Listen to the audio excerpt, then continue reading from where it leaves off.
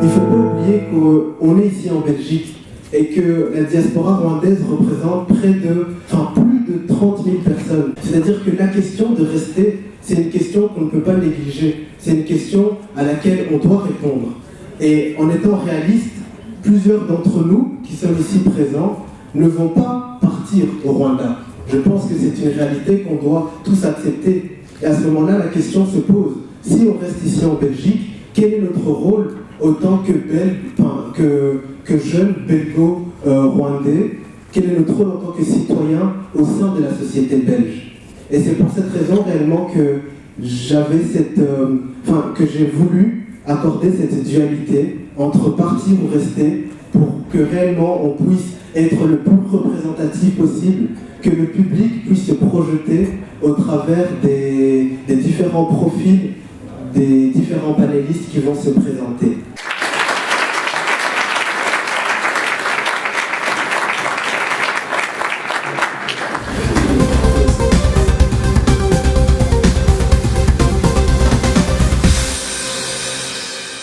Transmettre à la jeunesse, c'est vraiment quelque chose de très important parce qu'avec l'histoire du Rwanda, je pense que si nous pouvons transmettre des messages de résilience, des messages qui nous construisent, eh bien nous pouvons vraiment faire grandir l'Afrique et contribuer aussi en Europe. C'est pour ça, sans plus tarder, que je vais vous parler des panélistes que nous allons avoir ce soir et je vais les appeler par ordre en commençant par les dames, parce qu'au Rwanda, on a ce qu'on appelle Ifoshi, donc on met les dames en avant, 50% au gouvernement, 50% de femmes, 50% d'hommes.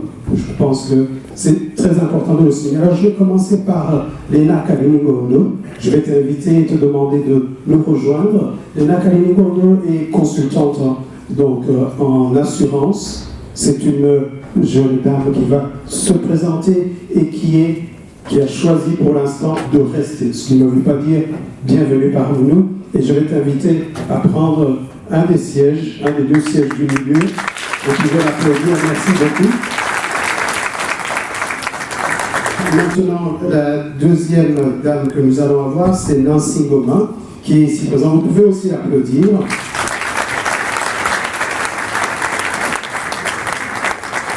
Alors, elle travaille sur l'image de Bruxelles, sur le tourisme.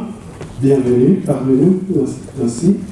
Et surtout, elle est conseillère au cabinet du ministre-président de Bruxelles-Capitale, aussi dans tout ce qui est relations internationales, parce qu'elle accompagne le ministre-président dans différents voyages, donc au niveau international. Et nous avons alors maintenant deux entrepreneurs. Nous avons Bruno Basso-Minguela, Bruno Basso. Vous pouvez l'applaudir.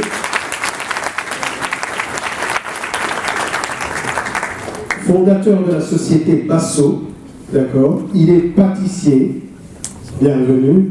Prends place, je t'en prie. Et enfin, nous avons alors Ramadan Seliouva. Je vous demande de l'applaudir.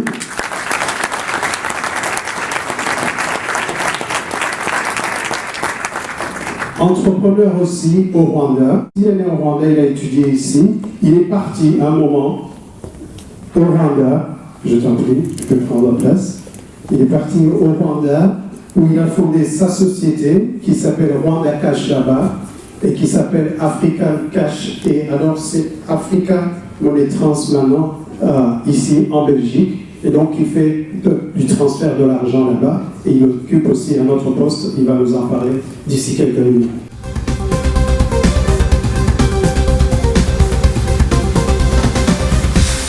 Merci Léna. Je suis née en 91 à Bordeaux, mais on est venu ici en 94, donc j'avais 3 ans. Je connais que la Belgique en fait, en quelque sorte. On est venu en Belgique parce que mon père il avait 2 sœurs en Belgique et un frère, et moi elle avait de la famille belge, si on peut dire. C'était des Flamands qui étaient amis à mes grands-parents maternels il y a très très longtemps.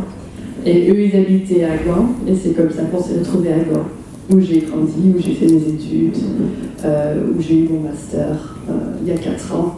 Je suis ingénieure de gestion.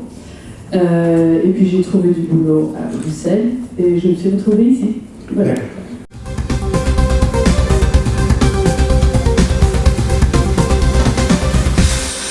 Moi, je suis née au Rwanda. Mon papa est rwandais, ma maman est belge. J'ai vécu au Rwanda jusqu'en 93. On est revenu à cause de la guerre, en fait. C'était assez facile, entre guillemets, vu que ma maman est belge. La famille du côté de ma maman est en Belgique, donc voilà, le retour était un peu plus facile, même si très difficile vu les événements. Et vu aussi que toute la famille de mon papa est restée au Rwanda. Donc voilà, moi j'ai 36 ans. Quand je suis revenue, en fait, on est revenu à Moucron, vu que la famille de ma maman habite Moucron. C'était assez compliqué, vu que mon papa était probablement le seul noir à Moucron en 93. Donc moi j'ai quitté, donc j'ai vécu en 11 ans au Rwanda, j'ai vécu 6 ans à Moucron, je suis partie pour faire mes études ici à Bruxelles et j'ai décidé de rester à Bruxelles vu que je me sentais un peu plus chez moi, disons entre guillemets, à Bruxelles. J'ai étudié la communication à l'ULB, je suis ravie de revenir dans un auditoire à l'ULB. C'est super, super. Voilà.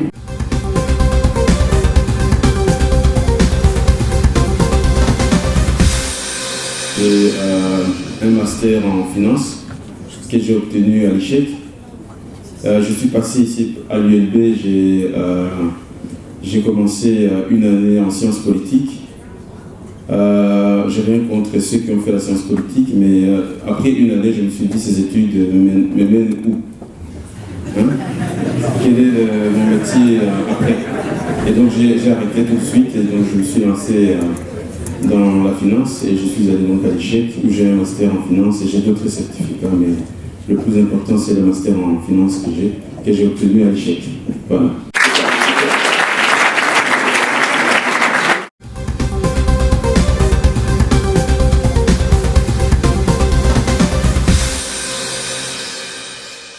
De boulangerie, pâtisserie, chocolaterie, confiserie, traiteur. Et j'ai travaillé directement dedans. Donc j'ai fini, je pense, en 2001. Pour moi, ça fait longtemps. J'ai fini en juin. En juillet, je travaillais. Et voilà, j'ai continué dans la chocolaterie. Je reviens en arrière parce que quelqu'un qui est né à Bruxelles, qui connaît Saint-Gilles et qui connaît Excel, un jour il va prendre la décision. Qu'est-ce qui te connectait au Rwanda? Là peut-être tu peux nous préciser dans ton passé, qu'est-ce qui te connecte au Bon, j'ai toujours été beaucoup dans la communauté rwandaise, ça c'est un. Après, j'ai commencé à aller beaucoup en vacances au Rwanda aussi, ce qui a fait que j'ai pu voir comment ça se passait au Rwanda, comment ça évoluait. Je parlais avec des oncles qui étaient dans l'entrepreneuriat qui me motivaient à rentrer, puis ma sœur est rentrée. Donc tous ces éléments aussi m'ont amené à me poser plus de questions.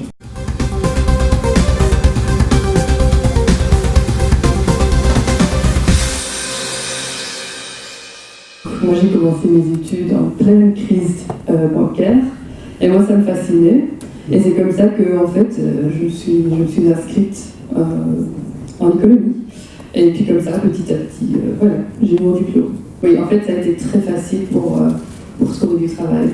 Parce que voilà, c'était un super bon diplôme. Et en plus, moi, je suis bilingue, ce qui est vraiment demandé sur le marché du travail. Donc moi, j'ai pas de difficulté pour trouver du travail. D'accord. Et donc aujourd'hui, ta fonction exacte, c'est moi, je suis consultante sur des projets de digitalisation.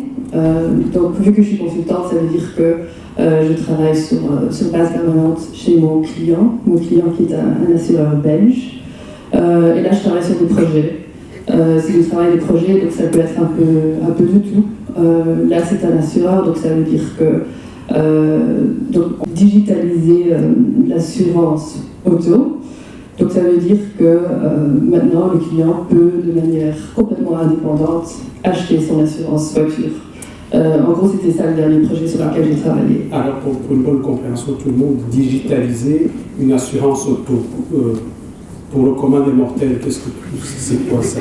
Ça veut dire que tu télécharges l'application et que, voilà, que tu suis les démarches. Et puis à la fin, tu as une... En fait, c'est le processus que tu peux faire sur un ordinateur. Oui, sans devoir aller chez ton agent ou chez la banque. Voilà. D'accord.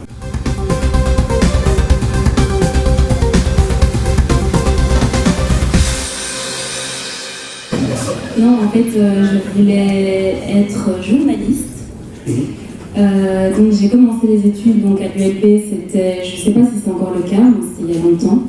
Mais c'était communication et journalisme était dans la même fac et on avait les 2 premières années, c'était encore candidature et licence, donc pas encore master, je suis vraiment pas si jeune que ça. Mais donc les 2 premières candis c'était journalisme et com ensemble, et puis on devait faire un choix en licence, se diriger vers le journalisme ou la communication. Et puis en deuxième candi, tout le monde nous disait, enfin beaucoup de personnes autour de nous disaient, voilà, journaliste, c'est un métier pas facile, il faut vraiment être passionné, t'es mal payé, blablabla. Et donc, pas que j'avais envie de vraiment gagner très très bien ma vie, mais voilà, c'était aussi un aspect important. Et puis aussi, c'était très difficile de trouver du boulot. On n'arrêtait pas de nous dire, voilà, les débouchés, c'est compliqué. Et donc, et finalement, communiquer, j'aime bien ça. Donc j'ai choisi de faire la communication et c'est un peu comme ça que j'y suis arrivée. J'ai trouvé du boulot dans le privé, à Tour et Taxi. Je pense que si vous connaissez Bruxelles, vous connaissez Tour et Taxi. Et donc j'ai travaillé pour la société qui gère le site. Et donc j'ai commencé d'abord dans du travail plutôt administratif. Et puis vraiment, j'ai commencé à développer plutôt la com, et donc site internet, rédaction de newsletters, vraiment de la com interne et externe pour le site de Tour et Taxi. Oui. Travailler dans le privé, c'était bien, mais ça ne correspondait pas tout à fait aux valeurs que j'avais envie pas défendre, mais en tout cas aux valeurs qui étaient les miennes, qui sont toujours les miennes. Et donc j'avais vraiment envie de me tourner plus vers le public, travailler plus pour le public, les citoyens, enfin vraiment quelque chose qui me rapprochait plus du public et qui me donnait plus de sens à ce que je faisais. Et donc voilà, j'ai trouvé un job dans l'administration publique bruxelloise. Là en fait j'ai travaillé d'abord en simplification administrative et e-government, donc pas du tout ce que j'avais envie de faire, mais c'était une porte d'entrée. Et puis j'ai retrouvé un autre job dans la communication vraiment de la région bruxelloise. Je travaillais 7 ans à la direction de la communication du service public. Et il y a 3 ans, on m'a proposé un job au cabinet du ministre-président. En fait, la même personne avec qui mon prédécesseur, le conseiller en images, quittait le cabinet et a proposé mon nom pour le remplacer. Et j'ai eu le job, et c'était un peu particulier pour moi parce que je ne suis pas du tout politique. Ce que j'ai dit au ministre d'ailleurs quand j'ai passé mon entretien, j'ai dit je ne suis pas politique, je ne m'engage pas, voilà, si je fais ce job, je le ferai pour Bruxelles, je ne le ferai pas pour un parti ou. Enfin voilà, c'était un peu bizarre comme entretien, mais voilà, je voulais être honnête et j'aime beaucoup Bruxelles, j'adore cette ville. Et ça faisait déjà des années que je travaillais sur des projets de com pour Bruxelles, j'avais envie de continuer, mais le faire dans un contexte politique, c'était malgré tout très intéressant pour moi. Même si je n'avais pas ce souhait de m'engager plus que ça en politique, pour moi ça restait quelque chose de très intéressant, de très intriguant, la politique. Du coup j'ai été prise. Et donc ta fonction actuelle c'est? Donc moi je suis conseillère image de Bruxelles, tourisme et depuis 1 an et demi, relations internationales aussi. Donc mon job en soi consiste, il y a plusieurs aspects. En image de Bruxelles et tourisme, donc j'ai un budget assez important qui me permet de soutenir des projets qui font la promotion de l'image de Bruxelles. Donc des ASBL publics ou privés qui mettre en place des événements, des projets qui permettent de donner une image positive de Bruxelles. Et puis j'ai aussi tout un aspect de mon job qui est du conseil au ministre sur la stratégie pour l'image de Bruxelles.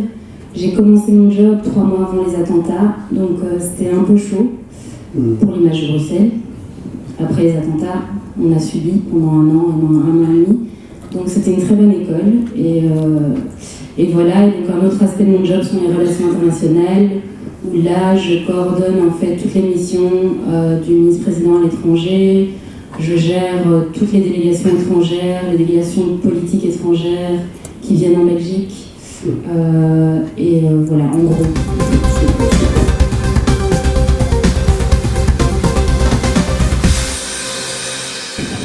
Après mes études, effectivement, j'ai été engagé comme conseiller commercial chez Fortis. Donc j'ai travaillé au guichet. Mais personnellement, donc pour partager mon expérience, je suis quelqu'un qui a toujours voulu être indépendant. Mais ce n'est pas quelque chose que tu fais du jour au lendemain. C'est un processus qui se prépare. Et donc pendant que je préparais ce processus, j'étais employé. J'étais employé chez Fortis. J'ai travaillé là-bas pendant 2 ans. Après Fortis, j'ai été chez Deleuze, dans la holding Deleuze, dans la trésorerie. Où progressivement, donc dans la trésorerie, le dernier poste que j'avais était l'expert en cash management. Jusqu'en 2016, j'ai travaillé chez Deleuze dans la holding. C'était un poste qui m'a permis d'apprendre beaucoup, parce que j'étais comme un trader en fait, et donc là, les crises financières, j'étais en plein dedans. J'ai travaillé avec beaucoup de banques. On achetait beaucoup de devises, on mettait en place ceux qui sont en finance ici, des swaps et des CCIRS. Mais donc, j'étais employé, mais en même temps, je préparais mon projet pour devenir indépendant.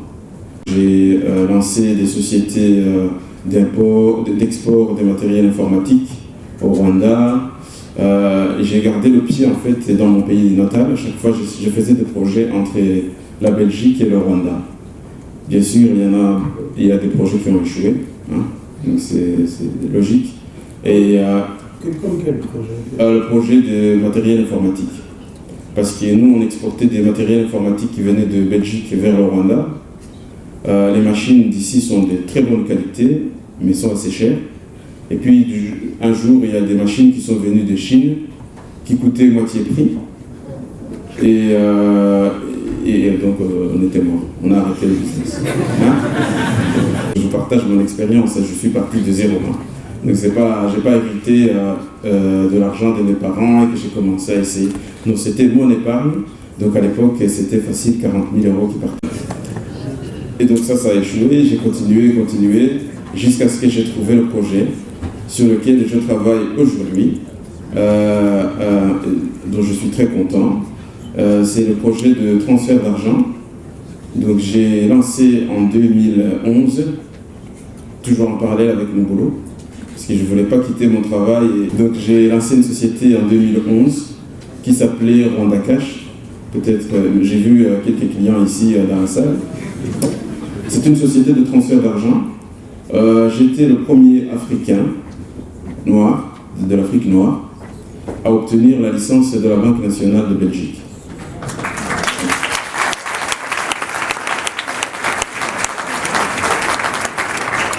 Voilà, donc ça merci. Mais pour l'obtenir, c'était une étape la plus dure de ma vie. Je suis passé par toutes les étapes que vous pouvez imaginer pour l'obtenir, parce que ça a mis 2 ans et demi. Et je crois que les personnes qui donnent des licences là-bas étaient fatiguées. Ils ont dit, écoutez, bon, on lui donne. Hein? Ça j'aime bien, parce que je souhaite vraiment que tu le soulignes, parce que ici il y a une chose importante que tu es en train de dire, un esprit d'entrepreneur, un esprit de quelqu'un qui se dit j'ai un travail. Hein? Et il y a cette différence qui est très importante, 2 ans et demi, et tu ne lâches pas, tu arrives à un but, j'imagine par toutes les couleurs que tu es passé, mais tu as gardé la tienne, jusqu'à ce que la porte s'ouvre. Ouais. Et ça, c'est ce qui fait un indépendant, si je pouvais me permettre. Voilà, vous pouvez encore l'applaudir. Pour terminer avec donc Africash, donc c'est passé de Rwanda Cash et c'est devenu Africash. Et nous avons aujourd'hui donc 6000 clients des deux côtés et on transfère jusqu'à 3 millions d'euros par an. Donc ça c'était le projet. Alors à côté de ça, donc avec ce projet que j'ai lancé, j'ai avec 6000 clients donc, qui m'ont suivi, que je remercie beaucoup, parce que c'était une entreprise qui s'est lancée et ils ont dit on va quand même aller chez Africa, parce que c'est une société qui se lance et on va les soutenir. Donc je les remercie beaucoup, parce que sans eux, ce projet n'aurait pas pris. Mais donc à côté de ça, j'ai été nommé en 2015, je suis vice-président d'une holding qui appartient à l'État rwandais, qui s'appelle ATL, Aviation, Travel and Logistics. Donc je suis vice-président de cette holding qui a 5 filiales, dont la plus connue est Rwandair. Donc je suis vice-président du conseil d'administration. Voilà, je suis en même temps indépendant et en même temps quelqu'un qui travaille, un fonctionnaire. Voilà.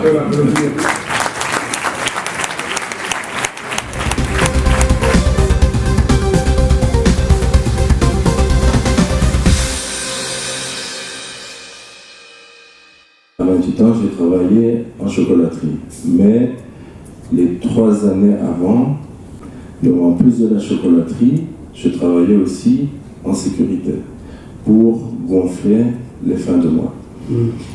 Et ça, c'était déjà une décision que j'avais prise auparavant. Dans l'idée de partir ou dans l'idée de... J'avais déjà cette idée de partir, mais j'y étais pas encore. Mais je cherchais déjà à surpasser mes heures de travail pour générer plus d'argent. J'avais plus un projet d'économiser pendant 2 ans et puis partir. Mais voilà, à un moment donné, j'ai décidé d'y aller directement. Décris-nous cette histoire parce que ces gens ici, ils risquent de se réveiller aussi de partir, donc il vaut mieux qu'on sache.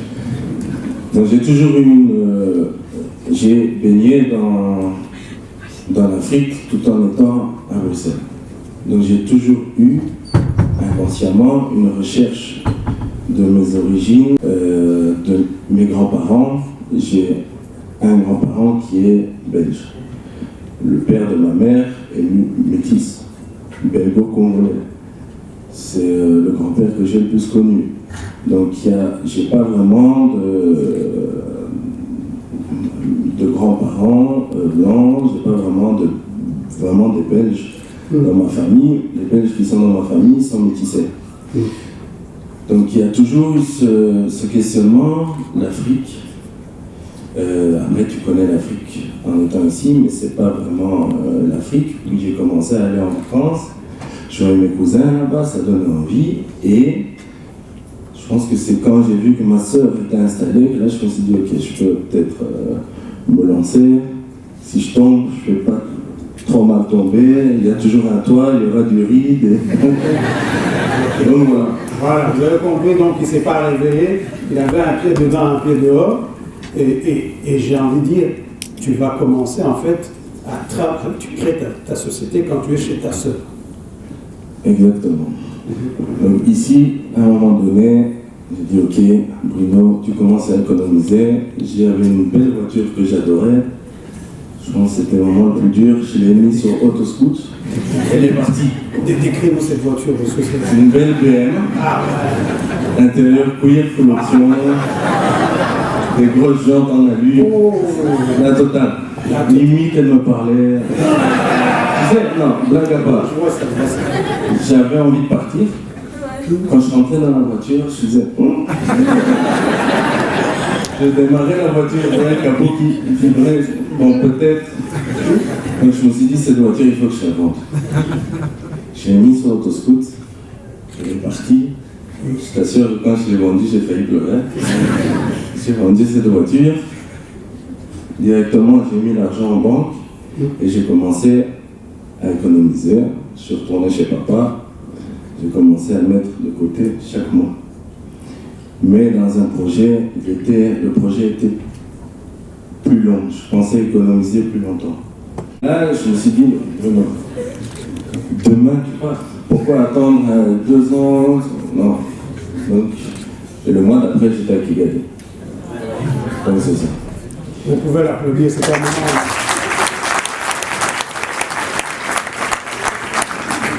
Partir ou rester.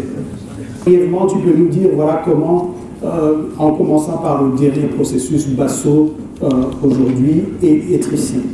Comment tu es aux deux endroits, etc. Pour avancer, il faut que certaines personnes croient en toi.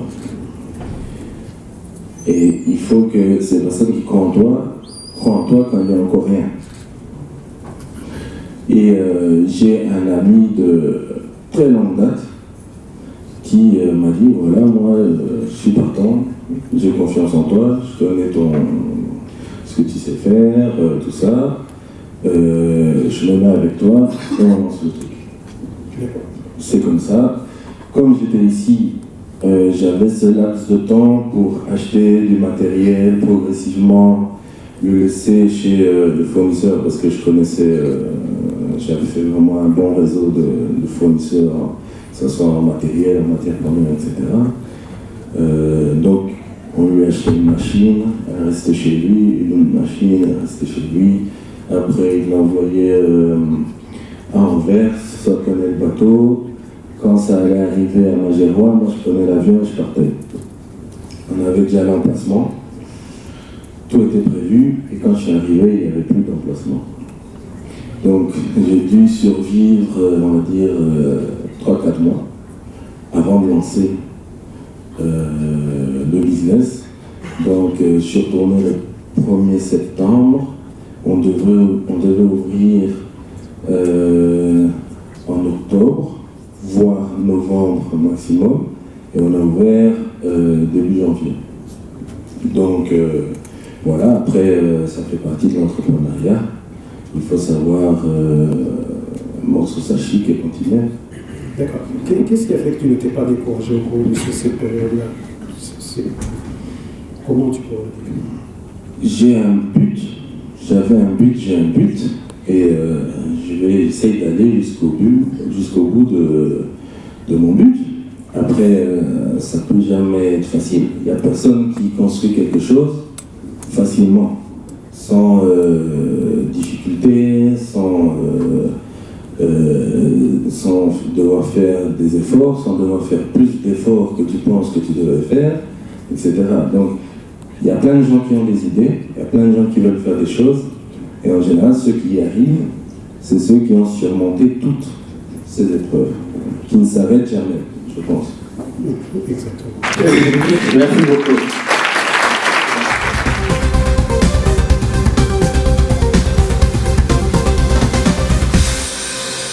Je ne me suis pas vraiment posé la question. Juste préciser, ce qui est important, c'est que ma sœur est retournée au Rwanda. Elle travaille là-bas depuis plusieurs années. Elle a fondé sa famille là-bas. Elle est à Kigali. Moi, je suis retournée plusieurs fois. Bon, ben, voilà, il y a toute la famille de mon papa qui est là-bas. Puis il y a ma sœur aussi, surtout, de qui je suis vraiment très proche. Moi, je ne me suis pas vraiment posé la question. Quand je suis venue à Bruxelles, j'ai retrouvé un peu voilà, ce lieu qui me manquait, où je me sentais un peu plus chez moi. Ce qui est difficile quand on est métisse, je pense, c'est que au Rwanda, je suis blanche. En Belgique, je suis noire, ou en tout cas pas blanche.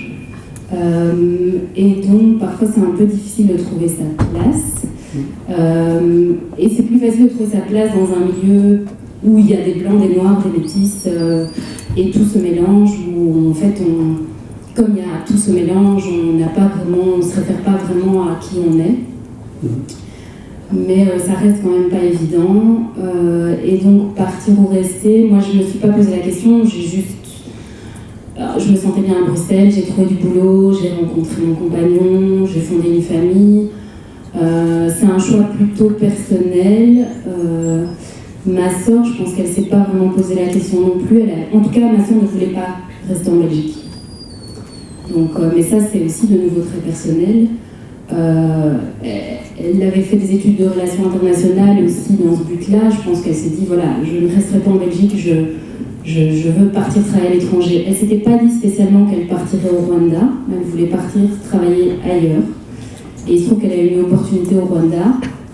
Et même si elle n'a pas choisi vraiment, elle ne s'est pas dit qu'elle voulait retourner spécifiquement au Rwanda, ce qui est intéressant, c'est qu'elle a quand même décidé d'y rester Elle travaille pour la coopération. Après 5 ans, elle est censée changer de projet. Elle est partie travailler au Zimbabwe.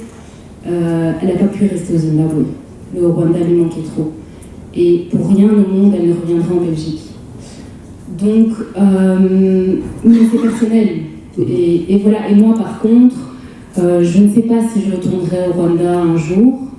Voilà, j'y retourne pour voir ma famille. Ça reste mon pays.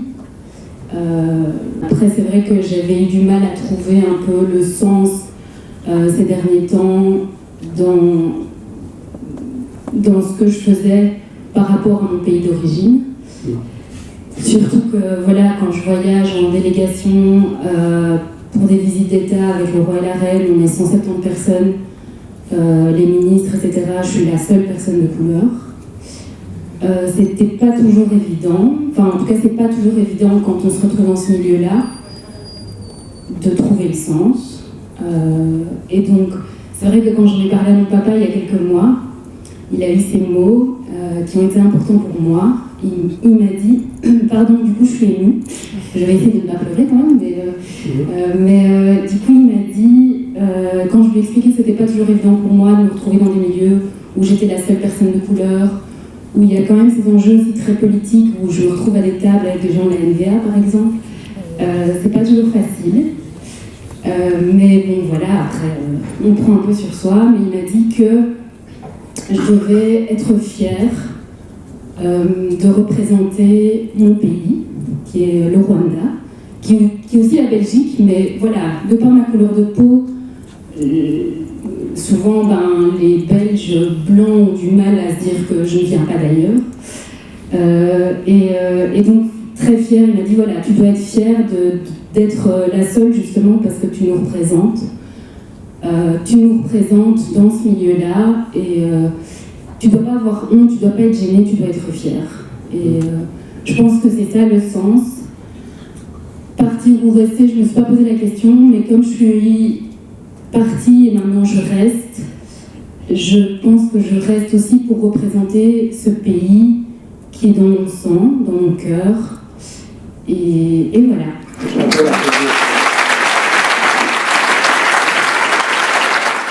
Je trouve ça super intéressant le parcours de Bruno, d'être né ici, d'être parti, d'être revenu, d'être entre les deux, parce que je pense que c'est la meilleure façon en fait de créer le lien entre la Belgique et le Rwanda, parce qu'on a les deux cultures.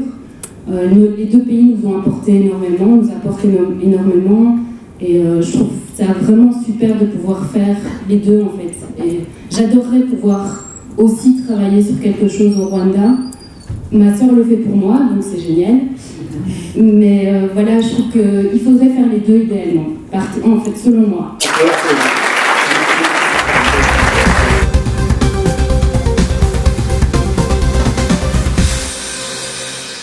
Maintenant, ça fait 4 ans que j'habite à Bruxelles, et c'est un peu comme Nancy disait.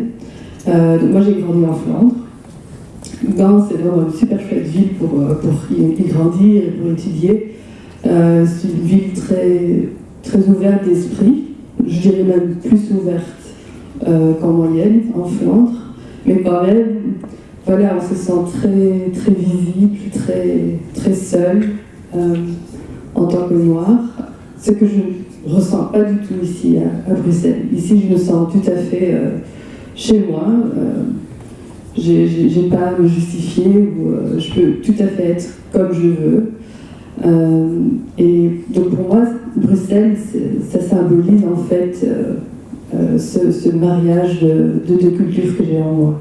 Donc pour le moment, je me vois plutôt ici en Belgique. D'accord. Et si tu te projettes, est-ce qu'à un moment donné, ce serait peut-être une question d'opportunité pour aller au Rwanda, ou c'est les portes sont ouvertes? Comment tu veux? Oui, la porte est ouverte, mais vu le fait que je ne vois pas ou que je ne ressens pas une patrie ou une loyauté vers un pays en particulier, moi je me dis, je peux faire mon chez moi partout au monde. Donc ça pourrait être la Belgique, ça pourrait être le Rwanda, ça pourrait être l'Asie, la Tchéquie, n'importe quoi. Donc ça ne doit pas forcément être le Rwanda. Oui. D'accord. L'activité que je fais, de transfert d'argent fait que j'ai des clients des deux côtés. Donc j'ai des clients, les bénéficiaires ou les expéditeurs au Rwanda, et l'inverse aussi ici, j'ai des clients en Belgique, enfin en Europe et au Rwanda. Donc je suis obligé de voyager souvent parce que vous devez à chaque fois suivre ce qui se passe des deux côtés pour ne pas être dépassé par les événements, par la technologie, par des nouveaux arrivants sur le marché. Et donc moi j'ai la chance effectivement d'être parti et en même temps d'être resté. Voilà. Mais mon conseil, enfin mon point de vue, mon conseil que je donnerais, c'est le fait de partir ou de rester, c'est une question intuitivement qui est dans vous. Vous savez si vous avez envie de rester ou de partir, mais vous savez peut-être pas comment, mais intuitivement vous sentez ce que vous voulez. Alors personnellement, je pense que ceux qui sont intéressés pour le départ, donc partir, ils ont beaucoup plus d'opportunités là-bas qu'ici. Je m'explique. Il existe beaucoup de zones, beaucoup d'opportunités en Afrique qui ne sont pas encore explorées. Et vous avez de la chance. Vous avez voyagé, vous avez une autre culture, vous avez vu un autre environnement. Et donc quand vous arrivez là-bas, certainement vous allez voir qu'il y a quelque chose que vous pouvez faire. Vous voyez, il est arrivé... mon collègue ici est arrivé au Rwanda, il a ouvert, je ne vais pas parler pour lui, mais je parle de ce qu'il nous a expliqué, il a ouvert la brioche. Ça n'existait pas au Rwanda, ça n'existait pas un endroit, le concept, c'est lui qui l'a amené, et c'est un succès, c'est un succès. Donc il y a beaucoup de domaines dans lesquels vous pouvez aller là-bas et exceller. Donc ceux qui ont envie de partir, je les encourage parce qu'il y a beaucoup d'opportunités au Rwanda et l'État encourage la diaspora justement à rentrer. Ne les oblige pas, mais les encourage à rentrer parce qu'il y a beaucoup d'opportunités et donc je vous encourage. Et personnellement, le fait que moi j'ai commencé la société de transfert d'argent, vous ici vous comprenez, c'est quelque chose qui est faisable. Mais pour les gens au Rwanda, ils se disent, mais comment ça se fait que ce type ait pensé à ça parce que quand j'ai commencé ça, il disait, c'est pas possible, il ne va pas le faire. C'est encore une fois un farfelu qui va se lancer dans quelque chose qui ne va pas réussir. Et moi, j'étais convaincu, parce que j'avais été ici, j'avais étudié ici, j'avais travaillé avec des banques ici, j'ai travaillé dans une holding, j'ai travaillé dans la trésorerie ici, donc je voyais... Je savais que c'était possible. Donc si je n'avais pas été ici, je n'aurais pas su faire ce que j'ai fait maintenant. Voilà, ça c'est mon point de vue. Donc, Là je vais te compléter un tout petit peu parce que quelque part, si on regarde ton profil, il y avait une expérience et tu as dit quelque chose d'important. Avant de se lancer, il y a des choses à accumuler. Donc ici, on a affaire pour la plupart des étudiants et d'autres personnes. Moi, je poserais la question autrement. Quelle est la compétence que j'ai, quelle est la valeur ajoutée que j'ai, qui peut bénéficier aussi bien là-bas qu'ici, si on veut être entre les deux. Et en fait, pour moi, tout business ou toute chose, on répond à un besoin qui existe. Il faut d'abord développer les éléments soi-même. Et j'ai envie de dire, je mets une question avant de partir ou rester. Avant de partir ou rester, c'est qu'est-ce que je veux faire réellement ? Parce que là, tu avais un projet qui était réel. Il savait, la pâtisserie, c'est son truc, ça faisait 9 ans qu'il était dedans. Toi, ça faisait longtemps que Et donc, tu pouvais voir le besoin qu'il y avait et tu pouvais l'en... Et ici, si vous voulez partir, c'est vrai, pour apporter de la valeur ajoutée là-bas, il faut avoir une compétence particulière ou alors une compétence qui existe. Mais comme j'aime dire, une compétence qui existe, vous serez payé aussi selon le cadre qu'on vous donne dans ce cas-là. Et être entrepreneur, c'est autre chose, c'est vouloir créer de la richesse aussi, de la valeur. Je crois que... Oui, c'est absolument ça. Peut-être une dernière question quand même. Être noir ici, parce que il y a une métisse ici, parce que Léna le souligne bien, avoir 2 ans et demi avant que la Banque nationale t'accorde quelque chose. Dans toute société, dans toute structure, il y a des gens qui vont, qui vont vous voir d'une certaine manière, mais il existe des gens aussi, dans cette même structure, qui vont dire pourquoi pas. Hein? Pourquoi pas? Pourquoi on ne peut pas lui donner sa chance? Quand je suis entré dans la holding de Deleuze, où j'ai passé 10 ans, c'était une structure où on maniait beaucoup d'argent. Et certains collègues, ils avaient peur qu'un jour je me fasse un virement vers un compte bizarre, etc. Mais moi j'étais sûr de moi-même, je savais que je n'allais pas faire ça. Et quand on a fait l'entretien pour être engagé, il y avait un Belge et moi. On avait fait des tests. J'avais réussi les tests, mais ils ont pris le deuxième. Le deuxième a travaillé 2 semaines. Et puis ils m'ont appelé. Ils m'ont dit, donc le responsable du département, lui avait préféré le Belge, mais le responsable des ressources humaines avait dit, le Rwandais là, il a bien réussi les tests. Mais si vous prenez qui vous voulez. Donc ils ont pris ce deuxième, et après 2 semaines, le responsable du département a dit, moi j'ai besoin de quelqu'un qui a de la compétence ici dans mon département. Et donc la personne qu'on a engagée, visiblement ça ne va pas. Donc ils m'ont téléphoné, ils m'ont dit, vous êtes toujours intéressé par le job? Ah, et là j'étais en position de force. J'ai dit, je ne sais pas, il faut qu'on regarde. Ça dépend de ce que vous m'offrez. Et donc j'ai dû négocier mon salaire, ce qui n'aurait pas été possible si j'avais été pris du premier coup. Donc ce désavantage a joué en ma faveur quelque part, puisque j'ai été là-bas en position de force, et effectivement je travaillais là-bas, j'ai travaillé 10 ans, et le responsable du département qui au départ était réticent, est devenu mon ami, et nous sommes toujours en contact, et bientôt il voudrait même aller visiter le Rwanda. Donc ça c'est pour vous partager l'expérience, voilà. Là où vous irez, il y aura des gens qui ne seront pas OK avec vous. Mais il y aura toujours des gens qui seront OK avec vous. Si vous êtes une femme, si vous êtes vieux, si vous êtes noir, si vous êtes... etc., il y a toujours ce côté-là.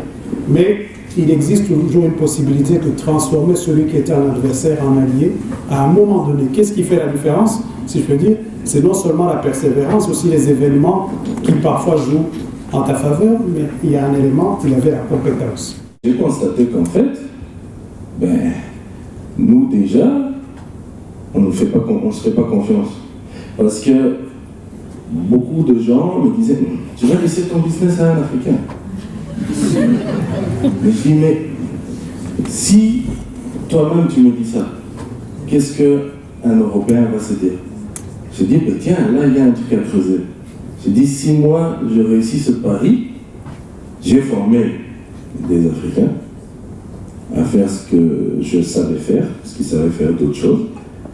Il y en a qui ont performé, c'est-à-dire, il y en a certains, je me mets à côté de lui, il va mieux faire la baguette que moi. Parce qu'il le fait tous les jours, et il est formé et il connaît son travail. Et des fois, mais je pense que ça vient quand même plus des gens de la diaspora qui sont rentrés, mais c'est plus souvent qu'ils vont se poser cette question-là. Est-ce que, voilà, j'ai constaté chez beaucoup de diasporas qui sont rentrés, et malheureusement aussi, moi aussi, au début, je suis tombé dans ce piège-là. Il faut d'abord se mettre en tête que les années que vous avez passées ici ont fait que vous avez vécu dans un environnement qui est différent de ce que vous avez laissé là-bas. Et l'environnement fait l'homme. Donc si vous avez vécu dans un environnement, vous êtes une personne changée. Quand vous allez là-bas, il faut savoir que les gens là-bas vivent dans un autre environnement. Donc vous devez d'abord savoir qu'ils sont dans un autre environnement et ne pas attendre les mêmes réactions que vous, puisque vous n'êtes pas dans les mêmes environnements. Le piège dont je parlais, c'est que quand on arrive là-bas, c'est la plupart de la diaspora, des membres de la diaspora, quand ils arrivent là-bas, ils ont tendance à engager les membres de leur famille ou les amis. Parce qu'ils se disent, oui, mais puisque c'est de la famille, ils ne peuvent pas me faire du tort, etc. C'est faux, ça. C'est faux. Donc vous devez plutôt vous baser sur la compétence, faire un examen comme ce que vous aviez attendu en Europe, qu'on vous prenne sur votre compétence. Quand vous arrivez là-bas, quand nous arrivons là-bas, nous oublions, nous appliquons l'inverse. On veut engager des gens sur le favoritisme parce que ce sont des amis, parce que c'est la famille, parce que c'est des cousins. Et finalement, à la fin, puisqu'ils ne sont pas compétents, vous avez des problèmes. Donc moi, je suis tombé dans ce piège-là. Heureusement, ça n'a pas fait des dégâts. Mais pour l'instant, donc, au début, c'était des cousins, des amis des cousins. Maintenant, non. J'ai fait faire un examen. Ça fait maintenant 1 an et demi. J'ai fait faire un examen et j'ai pris ceux qui ont réussi, qui avaient de l'expérience utile dans le poste. Donc j'ai uniquement mis du focus sur l'expérience et sur le CV. Et pour l'instant, puisque je me suis uniquement basé sur la compétence, et ça va très bien. Ce sont des gens qui sont hyper compétents, hyper responsables. Ils se disent, Rama, donc moi, il n'y a pas de lien familial. Si je vole, il ne va pas hésiter à m'emmener devant la justice et me mettre en prison. Donc il va faire attention. Et il n'y a pas de lien familial. Si j'arrive en retard, il y aura des sanctions. Tout ça, les gens de votre famille n'ont pas ça. Ils se disent, qu'est-ce qu'il peut me faire, qu'est-ce qu'il peut me faire? Voilà. Donc, donc ça, c'est l'expérience dont je voulais partager avec vous. Les étudiants qui ont écrit, avant d'entrer dans leurs études, leur projet de vie, qui se sont mis devant une feuille. Alors, je vous dis pratiquement des formations professionnelles. Vous êtes chez vous, vous avez votre table, vous mettez une bonne musique dans le casque, en général, ce truc-là que vous mettez dans le métro, et vous laissez votre bic partir. Qu'est-ce que j'ai envie de faire, etc. Si ça devait être réussi, comment est-ce que je... Vous écrivez, on s'en fout, ça ne doit pas être juste. Hein? Mais si vous deviez le rêver, et vous le laissez à un moment donné, vous revenez dessus. Et vous essayez de voir ce qui correspond. Vous allez être étonné de ce que vous pouvez faire. Je vous le dis pour l'avoir fait, je l'ai fait à l'âge de 25 ans. J'ai écrit ce que je voulais faire. Et cette lettre existe toujours, et je me l'écrivais dans le futur. Et aujourd'hui, c'est ce que je fais, en fait.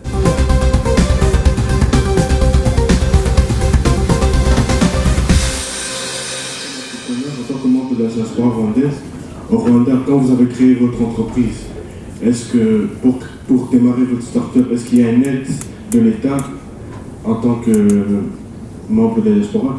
Aide de l'État belge ou de l'État? Non, de l'État rwandais. D'abord, quand un projet est viable, que vous le sentez que c'est un projet qui va fonctionner, vous n'avez même pas besoin de l'État pour que l'État vous donne de l'argent. Vous pouvez aller dans une banque qui est spécialisée dans ce genre de prêt. Vous leur expliquez votre projet. Si ça marche, ils vont vous prêter. Si c'est rentable, et donc si vous arrivez à les convaincre, ils vont vous aider. Mais en général, le cercle le plus proche sont les premiers qui vont vous aider.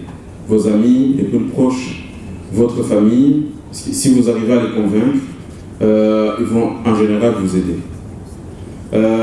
Mais en ce qui concerne l'État rwandais ou l'État belge, ce que l'État met en place, ce sont des incentives. C'est-à-dire qu'ils vont vous donner la structure, ils vont vous simplifier la vie, toutes les formalités. Et j'ai noté ici le site. Si vous voulez, celui qui veut lancer un projet au Rwanda, vous avez www.rdb.rwa. Et donc là, vous avez toutes les informations pour ceux qui veulent se lancer dans le projet, les aides que vous pouvez obtenir de l'État, combien de temps ça prend, à qui s'adresser, tous les contacts, toutes les informations qui concernent l'ouverture d'une société, que ce soit ASBL, Limited ou n'importe, vous avez toutes les informations dessus. Alors en ce qui concerne l'État rwandais, bien sûr, il vous encourage en tant que diaspora à ceux qui veulent rentrer, de rentrer et de venir effectivement contribuer, d'amener votre savoir et de venir contribuer au développement du pays. Parce que vous dites oui, mais on veut rentrer, mais on se pose des questions. Mais il y a 12 millions qui sont là-bas, qui vivent. Et vous êtes ici, donc quand vous allez arriver là-bas, vous allez certainement trouver votre place. Et l'État vous encourage, comme je vous ai expliqué, vous avez un avantage d'avoir voyagé, d'avoir connu autre chose, donc vous allez facilement trouver votre place parce que vous avez un atout que les autres qui sont restés au pays n'ont pas. Pour rajouter, il y a en fait des simplifications en général, facilitation d'ouvrir une société, facilité d'ouvrir une société, et puis l'imposition qui est, quand tu démarres, qui est assez bas pour t'encourager. Mais est-ce que l'État met du cash en tant que tel, à moins que tu convainques l'État d'investir dans ton projet, sinon c'est la banque qui te donne. C'est la banque. D'accord. Combien d'argent avez-vous investi pour le projet? Et aussi l'autre question, c'est comment faites-vous pour gérer en même temps le money cash et en même temps votre boulot? Le temps et l'argent que j'ai mis pour lancer mon projet. Alors ça dépend du projet. Moi, mon projet, pour le commencer, effectivement, j'ai eu beaucoup de difficultés à obtenir des licences, parce que c'est là le point le plus difficile, c'est les autorisations. Mais une fois que vous avez les autorisations et que vous arrivez à convaincre les gens, les clients, votre entourage, en général, ils vous aident et peuvent vous prêter de l'argent. Puisque si ça marche, vous allez les rembourser. Ça a pris combien de temps? Moi, ça a pris de 2011, je peux dire que le projet a vraiment pris 2 ans après. 2 ans après, je faisais du profit. Mais tu as commencé à y réfléchir pas en 2011? Oui, non, j'ai commencé à réfléchir bien avant, puisque je vous ai dit, c'est un processus, vous avez ça en vous, vous vous dites, moi j'ai envie d'être indépendant, donc vous allez essayer des projets, vous allez échouer, vous allez commencer un autre, vous allez commencer un autre. Donc le temps que ça vous a pris, c'est toute votre vie, finalement. On a grandi ici, et on est venu ici à cause de la guerre. Et donc on nous a inculqué certaines choses qui font qu'en fait, justement, même avec l'envie de partir, on a cette peur de partir. Parce qu'on a entendu certaines choses à la table, à la maison, à la télévision, enfin voilà. Donc pour un enfant qui a toujours entendu « non, mais c'est le Rwanda, c'est pas trop ça, n'y va pas », tu sais, le Rwanda, c'est plus vraiment notre pays, tu sais, le Rwanda, ci et ça et ça. Qu'est-ce que, pour un enfant de ma génération en tout cas, tu as quel âge? Moi j'ai 24 ans. Donc pour un enfant qui connaît pas forcément quelque chose de ce que nos parents nous disent et qui a envie de partir mais qui a cette peur qui a été inculquée, qu'est-ce que vous pouvez dire à cette génération? Tout le monde a des traumatismes, il faut les surpasser. Et il faut, si vraiment cette personne a l'envie de découvrir, de voir c'est quoi le Rwanda, il faut y aller. Ce que je peux dire en tout cas, le Rwanda, c'est beaucoup plus sécurisé de marcher dans les rues de Kigali que dans les rues de Bruxelles. Ça,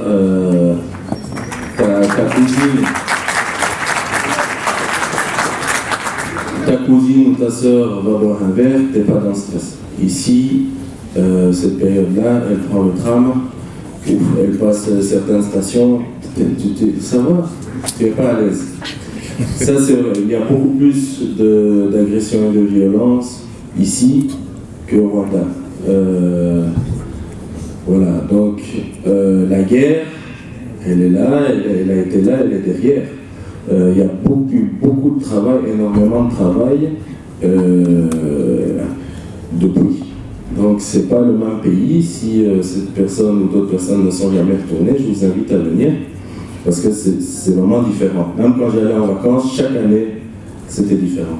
J'imagine que tout le monde a une histoire dans sa famille de ce qui s'est passé lors de la guerre. Mais ce qui est vraiment incroyable au Rwanda, c'est le fait que chaque jour, tout le monde fait des efforts pour surmonter à ça. Et notamment, il y a un photographe new-yorkais qui a fait une série sur le Rwanda et le génocide. Et donc par photo, il a un peu raconté l'histoire de la personne et il a aussi parlé au président. Ça s'appelle Humans of New York. Vous pouvez rechercher ça sur Facebook et sur Instagram. Humans of New York. Humans of New York. Oui, oui. Et je pense que ça, c'est un beau témoignage du travail qui a déjà été fait. Et aussi, ça donne une bonne image du futur que le président veut pour son pays. Si je devais rajouter quelque chose, je dirais, en effet, on vit les choses par procuration, ce que les gens nous disent, etc. Mais il n'y a jamais rien de bon que de faire son expérience soi-même. Et donc, moi, ce que je dis à toute personne qui a cette crainte-là, c'est normal, d'accord? Mais il faut à un moment donné prendre des petites économies et partir, faire l'expérience. On va passer par différentes phases à l'intérieur, mais la seule manière de passer cette phase-là, c'est de pouvoir mettre les pieds sur place. Sinon, le reste, c'est des histoires qu'on se raconte, et ce n'est que par l'expérience. Je vois que cette question provoque une autre question, je t'en prie. Je voulais vous demander, comme ici, par exemple, les Wallons et les Flamands, parce qu'on est belges, on comprend tous très bien la situation. On va dire que les Flamands ont pris l'ascendant sur les Wallons. Est-ce que les Wallons, parfois, dans le monde du travail, à Bruxelles, ressentent comme du racisme, de la frustration? Est-ce qu'au Rwanda, on peut ressentir ça au jour d'aujourd'hui? Alors, je vais te répondre directement comme ça. Alors, est-ce que ces éléments existent? Celui qui te dirait que non, il te mentirait. Mais celui qui te dirait que c'est visible, il te mentirait aussi. En réalité, le Rwandais est très fort. Il y a des gens qui ont vécu le génocide et qui savent parfois qui a tué la famille et qui existe, qui est pas très loin. Mais ils ont cette capacité de s'autogérer, si je peux dire. Ça ne veut pas dire que le problème est complètement fini, mais ça veut dire tout simplement qu'il est capable de surpasser cela et que, oui, il y a des choses comme ça qui vont exister, mais ce qui va être important, c'est que les gens vont se mettre à travailler et à faire avancer le pays. Donc, à cette question, pour dire est-ce que ça existe, ça doit exister. Est-ce qu'on le voit? Certainement, parfois oui, parfois non. Est-ce que c'est ça qui doit t'empêcher? J'ai envie de dire, ça c'est ma réponse, mais va sur place, comme ça tu auras ta réponse. Vous êtes jeune, vous lisez des journaux, vous suivez sur Internet, etc. Vous avez certainement remarqué que le Rwanda est sans arrêt cité dans la progression du point de vue positif dans les rapports de la Banque mondiale, de l'ONU, point de vue la réduction de pauvreté, point de vue sécurité, point de vue business environment, donc l'environnement de faire des affaires, tout ça. Donc le Rwanda progresse et progresse beaucoup, beaucoup, beaucoup, beaucoup. Donc vous ne devez pas vous inquiéter de ce côté, parce que vous êtes en Europe, mais vous imaginez que le Rwanda, vous le comparez avec un voisin tel ou un tel. Non, le Rwanda, c'est le Rwanda. Nous avons un leadership qui nous encourage et qui est visionnaire. Et de ce fait, il ne faut pas avoir peur d'investir, d'aller au Rwanda, de lancer des projets. Vous n'êtes pas les seuls. Il y a plein de banques qui sont venues. Il y a des banques régionales, il y a des banques européennes. Il y a tous des investisseurs qui se bousculent pour venir au Rwanda justement pour profiter de cet environnement qui est positif dans tous les sens du terme. Comment ça se passe pour passer d'entrepreneur, enfin de repasser d'entrepreneur à employé? Donc au niveau mental, au niveau social, mental. Parce que vous êtes habitué à gérer les gens et maintenant on vous demande de faire le boulot. Ça veut dire que effectivement je suis employé, mais je suis toujours entrepreneur. Parce que mon business est là et il tourne et il se développe. Donc c'est pas pareil que être que employé. Je pense qu'à moins d'avoir beaucoup de fonds, je pense qu'on passe un peu tous par là. Ton business doit vraiment tourner et bien tourner pour subvenir vraiment à tes besoins à 100%. Et donc voilà, pendant une certaine période, il faudra certainement que j'ai des revenus qui viennent aussi à côté, et pas seulement directement de mon entreprise. Donc en gros, c'est ça. Après, effectivement, quand tu travailles pour un patron, il te demande de faire ça, il faut le faire. C'est ça le deal. J'ai un regard de patron. Donc, en fait, bon, ça faisait 7 ans que j'étais au Rwanda. Des fois, quand on entend d'autres personnes, effectivement, il faut s'intégrer, c'est une autre manière de fonctionner, etc. Et tu as tendance à oublier comment ça se passait ici. Et ce que j'ai pu constater, c'est que, j'en parlais avec mon partenaire, est-ce qu'il faut ouvrir ici, est-ce qu'il ne faut pas ouvrir ici? Je ne suis pas sûr, parce que j'ai l'impression que, après c'est une impression, il y a quelques mois que j'ai refait ici, j'ai l'impression que les travailleurs ici sont beaucoup plus compliqués que, en tout cas au Rwanda. J'ai trouvé des gens qui en veulent, qui vraiment veulent avancer, qui veulent performer, ils veulent apprendre, ils en demandent. Ici, ce que je vois, des fois, les travailleurs, il y a un peu trop travaillé, je suis au bord du burn-out, maladie, etc. etc. C'est une autre mentalité par rapport au travail. En tout cas, c'est ce que j'ai l'impression de voir depuis que je suis ici. Et en parlant avec d'autres patrons ici, finalement, tu es souvent bloqué à rester, pour moi, dans ton atelier, parce que tu ne peux pas vraiment compter sur ton travailleur ici. Parce que j'ai pu répondre à ta question. Après, peut-être que dans 3 ans, je te dirai quelque chose de différent, mais en tout cas, c'est ma réalité actuelle. Faut-il être forcément entrepreneur pour rentrer au Rwanda? La réponse hachée, c'est non. On peut, tout à fait, on choisit ce qu'on veut être, et en fonction des opportunités qui s'offrent évidemment au Rwanda. Donc ma question, c'est un peu pour Ramadan et Bruno. J'aimerais en fait que vous citiez tous les points négatifs que vous avez vécu au Rwanda d'un point de vue professionnel, mais aussi d'un point de vue de la vie de tous les jours, comparé à la Belgique. Vraiment, ce qui, entre guillemets, vous manque ou ce qui ne va pas, vraiment les côtés négatifs que vous devez dire, que vous avez ressenti en vous installant. Dans n'importe quel endroit où vous irez, il y aura des points positifs et il y aura des points négatifs. Et si on prend ici en Belgique, il y a des points positifs, il y a des points négatifs en tant qu'entrepreneur. Être africain, en effet, pour certains, c'est un point négatif, mais pour comment le transformer en quelque chose de positif. Au Rwanda, le point qui peut être difficile pour beaucoup de gens qui viennent d'ici, c'est vraiment le fait de recevoir son argent. Vous avez travaillé pour quelqu'un et pouvoir être payé.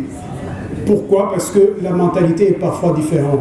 Mais on finit, parce que la loi est là, il y a toutes les choses, on finit par avoir ce qu'on demande, si je peux dire. Mais parfois, comme tu disais, il y a des gens qui ne perçoivent pas les choses comme ça. Et c'est vrai pour quelqu'un qui est habitué ici à ce que 1 plus 1 égale 2, parfois 1 plus 1 peut être égal à 3. Mais ça ne doit pas être un frein, parce que l'avantage de ce genre de choses, c'est qu'on doit être prévoyant, avoir des réserves, savoir comment gérer ses sous, ça vous apprend à gérer vos sous. Donc ici, ce que j'ai envie de dire, c'est un des points qu'on peut relever, mais c'est un point aussi sur lequel, par exemple, le fait de faire des transferts via des sociétés comme la tienne, c'est des choses qui assurent justement que tout ce processus se déroule assez bien. Donc, moi, je n'appellerais pas ça un point négatif, j'appellerais ça un défi. C'est un défi. Comme ici, il y a des défis que nous pouvons avoir. J'ai une question pour Bruno et Ramadan. Je ne sais pas si vous parlez Kinyarwanda ou pas, mais si c'est le cas, enfin si c'est pas le cas plutôt, est-ce que le fait d'aller au Rwanda et d'entreprendre au Rwanda, si vous ne parlez pas la langue, est-ce que c'est un frein dans le fait que vous rentrez au Rwanda et que vous allez entreprendre, etc. Si parler Kinyarwanda est un plus, bon, écoutez, on ne va pas se cacher. Oui, c'est un plus, mais c'est une langue comme une autre, ça s'apprend. Vous êtes jeune, vous avez encore une mémoire fraîche et vous avez bien appris le néerlandais, l'allemand. Hein? Même si vous ne parlez pas la langue, j'ai envie de dire, en tout cas pour un entrepreneur, la meilleure façon de faire, si tu n'as pas une compétence dans quelque chose, tu prends quelqu'un qui a la compétence pour le faire. Et donc, quelque part, le processus d'apprendre peut se faire en même temps en faisant les choses. D'accord. Le Kinyarwanda est-il un frein pour toi? Bon. Je suis arrivé au Rwanda, je parlais zéro Kinyarwanda, à part savoir dire Bougali. Je ne parlais pas Kinyarwanda. Donc, mon premier travailleur ne parlait pas français. Il ne parle toujours pas français. C'était 100% Kinyarwanda. Donc, au début, je parlais comme un schtroumpf. J'ai choisi un verbe, je ne sais plus c'était lequel. Et tout ce que je demandais, c'était ce verbe-là. Donc il y a mon père qui est dans la salle, je me souviens qu'il était passé au tout début et il se marrait parce qu'il ne comprenait pas. Mon ouvrier me parlait dans la même langue que moi. Mon père ne comprenait pas ce que l'ouvrier disait en Kinyarwanda. Et mon ouvrier me regardait, il me comprenait. Donc on s'est créé notre langue. Petit à petit, j'ai appris quelques autres verbes et j'ai pu... maintenant, je ne parle pas Kinyarwanda, mais j'arrive à me faire comprendre. Moi, je suis actif dans le milieu culturel, donc moi, mes projets, mon but, c'est pas de gagner de l'argent, mais plutôt de promouvoir la culture. Vous voyez, j'ai du mal même à parler le français, donc ça aurait été simple en Kinyarwanda, mais bon. Donc, comment on peut... Ici en Belgique, je fais du théâtre, mais je voudrais lancer un projet de théâtre au Rwanda. Je suis retourné au Rwanda cet été, ça faisait depuis le 94 que je n'avais pas été. Tu étudies le théâtre, tu fais du théâtre? Non, j'ai jamais. Moi, à l'âge de 23 ans, j'ai lâché mes études universitaires parce que mon rêve était le théâtre. Tu fais du théâtre? Là, non, je travaille comme employé, mais à côté, je fais du théâtre, je donne des cours de Kinyarwanda. Je vais essayer de lancer une petite ASBL pour aider les enfants aussi au Rwanda, mais c'est pas encore fini. Mais moi, ma question, c'est si je suis parti dans tout ce qui est gagner d'argent, comment on peut réussir ce projet au Rwanda? Comment réussir un projet de théâtre au Rwanda? Théâtre, c'est déjà... Si je peux faire ça en Belgique et au Rwanda de temps en temps, comment on peut gérer ça? Surtout que le théâtre, je dois être présent pour la mise en scène et tout ce que tu es. D'accord. Merci, Diambélé. J'aimerais savoir si vous trouvez ça important d'en parler pour encourager les gens qui voudraient, par exemple, faire des projets au Rwanda ou des choses comme ça. Et tu as quel âge? Moi, j'ai 9 ans. Voilà. Donc, ta question, c'est est-ce que nous faisons ceci pour encourager les gens à aller au Rwanda, hein? Ou à faire des projets au Rwanda, c'est ça, hein? Très bien, très bonne question. Est-ce que vous faites ça pour encourager les gens? Très bien, on a noté ta question. Est-ce qu'il y a une autre question? Oui. Ah, d'accord. Est-ce que dans ce que vous avez monté, tout ça, en Belgique et au Rwanda, ça a été un peu compliqué pour vous d'être noir? C'est une belle question. Et même, il faut être fier d'être noir parce qu'on a vraiment beaucoup de chance. Mais...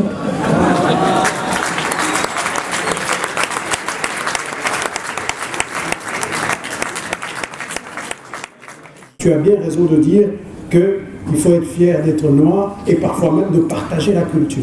Et moi, j'aime dire aux gens, je suis 100% rwandais, 100% belge. Ceux qui veulent me diviser, c'est leur problème, c'est pas le mien. D'accord.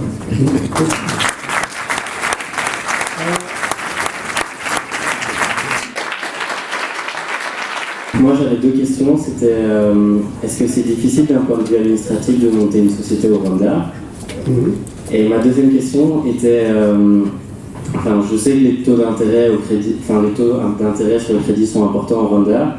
Du coup je me demande comment est-ce que vous faites pour vous financer tout en restant viable financièrement. Le taux d'intérêt au Rwanda il est plus élevé. Qu'est-ce que ça veut dire? C'est vrai. Quand vous empruntez en francs rwandais, que vous vivez au Rwanda, que vous avez votre salaire en francs rwandais, oui, il est élevé. Mais vous, ici, vous ne vivez pas au Rwanda. Vous allez emprunter probablement ici, à moins que vous voulez absolument, parce que si vous avez des garanties, vous allez donner des garanties ici. Donc, vous allez emprunter quelque part ici, et vous allez rembourser en francs rwandais. Alors, si vous regardez le taux d'échange au 1er janvier de cette année, 1 euro est égal à combien de francs rwandais? Et entre maintenant et... Donc entre le 1er janvier et maintenant, vous allez voir que l'euro s'est apprécié. Donc si celui qui a pris un prêt le 1er janvier 2018 est en train de rembourser moins de francs rwandais maintenant qu'au début. Parce que l'euro s'est apprécié.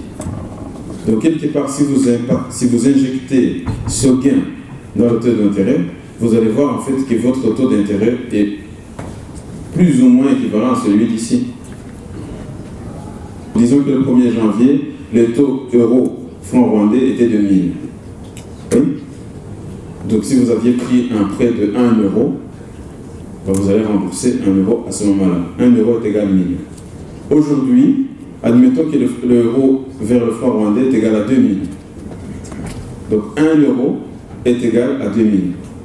Ça veut dire que si vous avez emprunté le 1er janvier, vous devez toujours rembourser 1000, puisque vous avez pris le prêt en franc rwandais là-bas au Rwanda. Oui. Et donc mais vous allez payer 1 euro, vous allez avoir 2000. Donc vous allez rembourser moitié moins. J'ai pris un exemple exagéré pour vous donner un exemple. Ça peut être 1200, 1300, 1400. Et il y a l'inflation qui entre là-dedans. Il y a le taux de change, donc l'euro qui s'apprécie.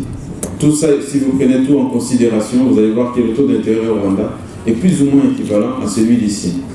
Au passage, nous avons un projet que nous sommes en train de réaliser. Donc si vous l'entendez dans le futur, nous vous demandons votre soutien. Nous voulons créer une petite banque au Rwanda qui est ouverte à la diaspora, qui est spécialisée dans les services internationaux. Donc nous voulons ouvrir en fait quelque part votre banque qui répondra à vos questions. Donc là on va parler des prêts, on va parler des prêts de quelqu'un qui habite en Europe, qui veut rembourser des euros, donc des services comme ça, ce sera notre spécialité. Et donc nous allons avoir besoin du soutien financier et publicitaire de votre part, de toute la communauté rwandaise en Europe. Est-ce que tout le monde n'a pas cette envie d'être indépendant? Est-ce que c'est possible d'aller au Rwanda, de travailler pour l'État? Dernièrement, il y a une ministre qui a été nommée ministre du Commerce, qui est une personne qui vient de la diaspora, je pense. Oui. Donc voilà, vous pouvez même devenir ministre. Donc il n'y a pas de problème, hein. Il y a toutes les possibilités. Hein. Quel est l'élément déclencheur qui a fait que vous commencez en fait une société de transfert d'argent? Parce que vous avez dit en fait, vous avez commencé par une société d'exportation des ordinateurs. Donc comment, si je peux dire, vendeur d'ordinateurs, vous êtes devenu à une personne qui offre des services. Vous avez perdu environ 40 000 € dans votre premier business et j'imagine que ça vous a pris longtemps pour épargner. Si ce n'est pas indiscret, comment avez-vous fait? Parce que la société de transfert d'argent, vous avez eu besoin du capital. Est-ce que vous avez reçu de l'aide pour commencer cette société? Merci. De 2011, je peux dire que le projet a vraiment pris 2 ans après. 2 ans après, je faisais du profit. L'élément déclencheur qui fait que vous vous lancez dans un projet, comme mademoiselle ici au milieu a dit, elle n'a pas envie d'être indépendante. Donc elle sait qu'elle ne veut pas être indépendante. Donc c'est quelque chose que vous avez en vous ou vous ne l'avez pas. Donc c'est un questionnement que vous devez vous poser vous-même, en vous-même, en vous disant est-ce que j'ai envie d'être indépendant, de lancer un projet ou j'ai envie de travailler pour quelqu'un. Personnellement, j'encourage les jeunes, vous êtes jeunes, vous avez, vos meilleures années sont maintenant, donc c'est maintenant que vous avez l'énergie. Je vous encourage, en tout cas, moi j'ai toujours voulu ne pas travailler pour quelqu'un, parce que ce quelqu'un pour qui vous travaillez, il a d'autres intérêts qui sont contraires aux vôtres. Si vous êtes employé, le jour où vous dites à votre patron, écoutez, moi maintenant j'ai envie de lancer une même entreprise que la vôtre, vous allez devenir des ennemis parce que lui il veut que vous gardez comme employé. Si vous n'avez pas l'idée dans le futur, plus tard d'organiser justement un network event donc, de professionnels et de jeunes Rwandais pour se lancer justement, pour passer le cap, se lancer une start-up au Rwanda. Donc l'idée de network event. Oui, un speed network, donc pour parler, d'avoir cette approche entre les... ce sera un speed dating, mais version pour les networks, pour les professionnels. Donc un networking, je ne sais pas si vous comprenez l'idée. Je crois que Pierre a entendu le message. Ah, ok.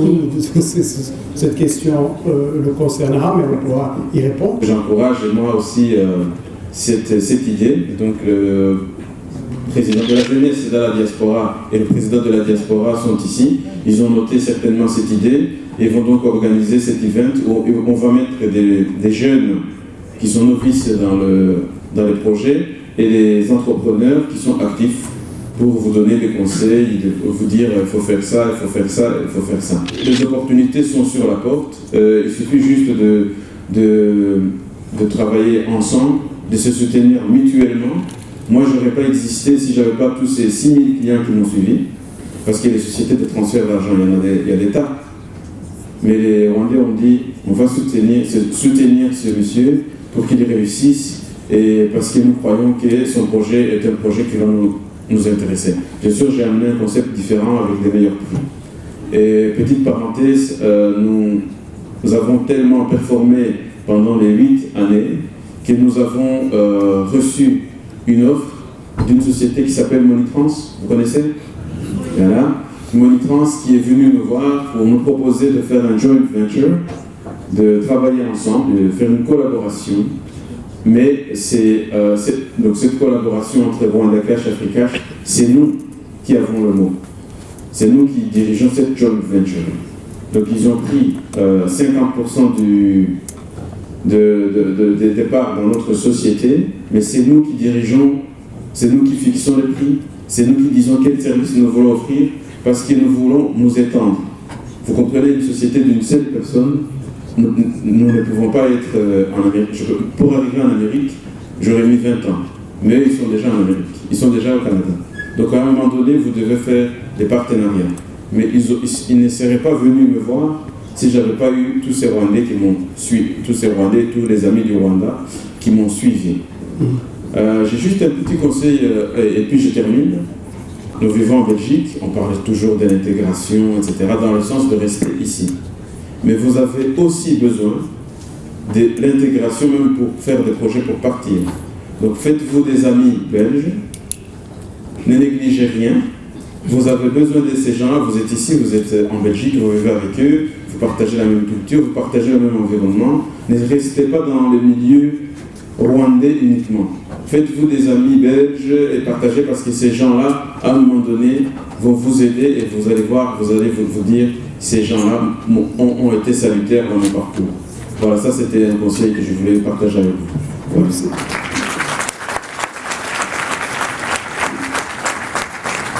Je pense que nous avons abordé tout. Je laisse la parole à Pierre qui voulait nous dire quelque chose pour clôturer. Vous pouvez applaudir le panel, s'il vous plaît.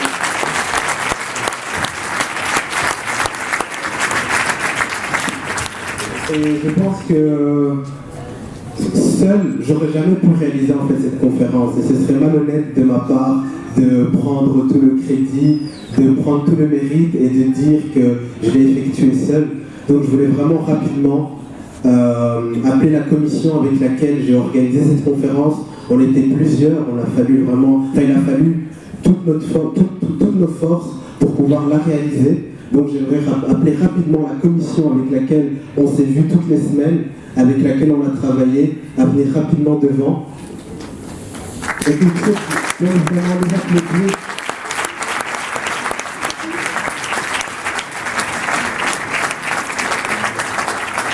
Mademoiselle Jessica Cabandana.